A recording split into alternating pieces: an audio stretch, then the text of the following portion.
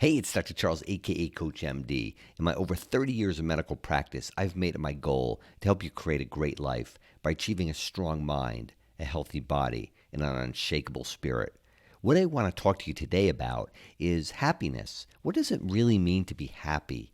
When we strive to be happy, what does that look like? So let's go over an article that kind of talks a little bit about that, and I'll have some comments about it. It says, titled, "A Good Life Doesn't Necessarily Have to Be Happy," new psychology research shows. So what does that mean? What makes a good life, and how do we measure it? These are questions as old as humanity itself, with many potential answers. But a new study places the emphasis on living in a way that's psychologically rich. So what does that mean, right? We all have our idea of happiness. And a lot of times, our idea of happiness has to do with what we don't have. We say that, if we only had that, that would make us happy. If we only had this, if I had, this amount of money, I'd be happy. If I weighed this much, I'd be happy, right? If I had this person in my life, I would be happy. So let's see what the research shows, okay? That richness is defined by experiences that are out of the ordinary, varied, complex, and perhaps most importantly, cause a shift in perspective for the person going through them, according to social psychologists Shing Oshie from the University of Virginia and Erin Westgate from the University of Florida.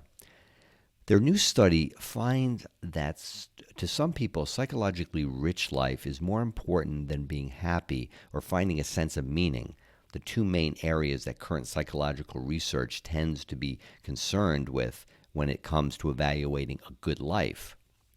Unlike happy or meaningful lives, psychologically rich lives are best characterized by a variety of interesting and perspective-changing experiences, write the researchers in their published paper. That's interesting, and it also speaks to the fact that if we're open-minded, if we're flexible, if we're easygoing and aren't so locked in with our previously conceived notions of life or people, places, or circumstances, if we're not so locked into our own bias, then maybe this shows that we can actually have happiness if things don't quite go as what we think they ought to go, or how we think they ought to go. We present empirical evidence that happiness, meaning, and psychologically richness are related but distinct and desirable aspects of a good life with unique causes and correlates. The researchers aren't saying that psychological richness operates completely independently from happiness or meaningfulness, but that it's a part of our well-being that needs more attention. And as I introduce these videos by the fact that I talk about mind, body, and spirit coming together in order to be really happy, satisfied in our lives, having meaningful lives, and all of those kind of wrapped up together. We have to have a balance of mind, body, and spirit.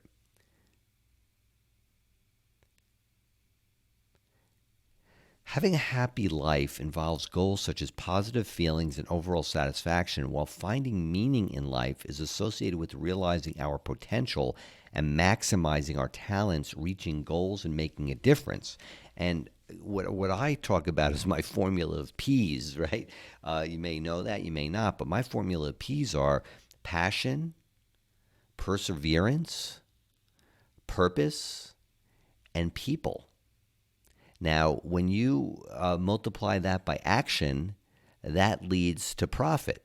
And so what does that mean? It means that if you have purpose and you are persevering and you affect a lot of people, the more people you affect and who want that your purpose and your passion, and they want a piece of that, meaning they feel it can be valuable to them. The more people who value that, and you take action by bringing it to them, the more profit you'll make. The profit is just an aside. It's just kind of the guarantee, not the guarantee, but the natural effect of applying all that. So that's something to think about. Um, in 3 surveys covering 1,336 college students. Okay, so this is a little slanted to the younger population, so we got to take that into account as well. The researchers found that psychological richness could be separated from happiness and meaning when it came to people assessing their own lives and well-being. Unlike happiness, our conception of richness allows for moments of discomfort and unpleasant emotion, they write. Further analysis of previous studies on psychological richness, language used in obituaries, and earlier surveys run across different countries all back up the importance of this third type of having a good life, so-called richness. The research also suggests it goes beyond societies that are wealthy, educated, and democratic.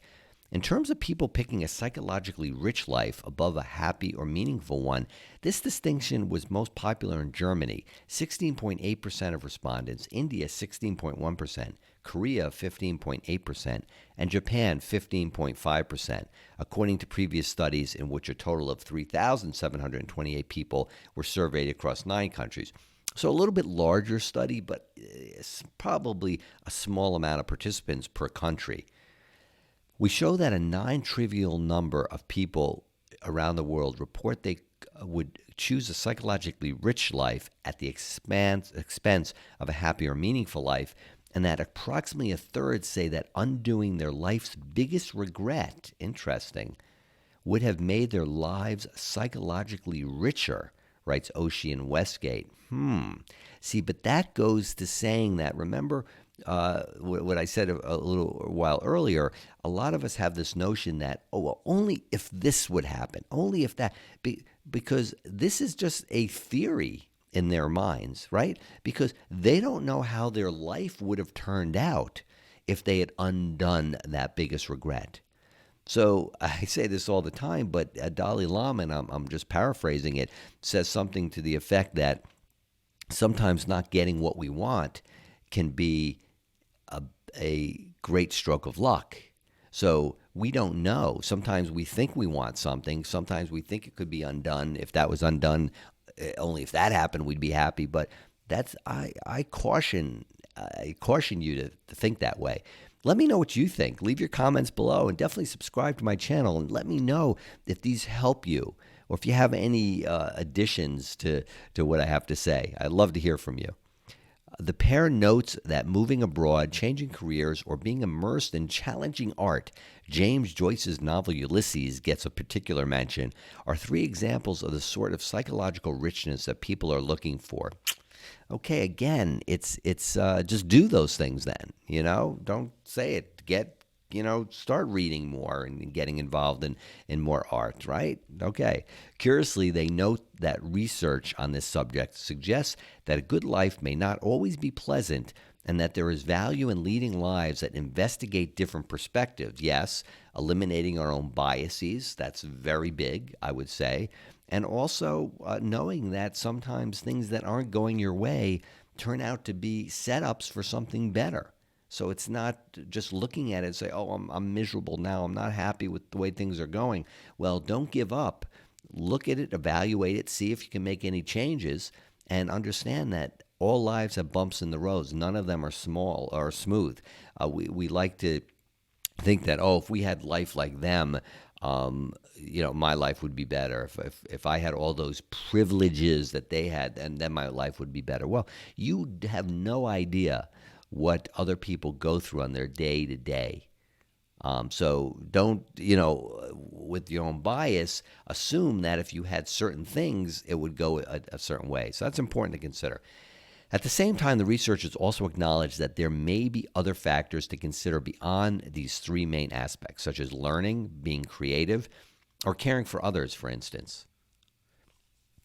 Beyond the pursuits of a happy, hedonic life, so hedonistic comes from that, right? And a meaningful eudaimonic.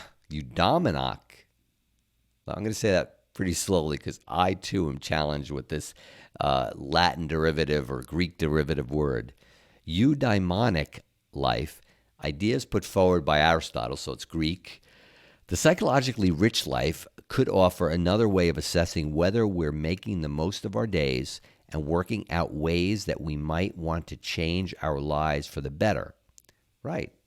Evaluate it on a daily basis. This is very good. What am I going to do today so that my life, when I go to sleep at night, I can look back and say, wow, that day I acted with passion.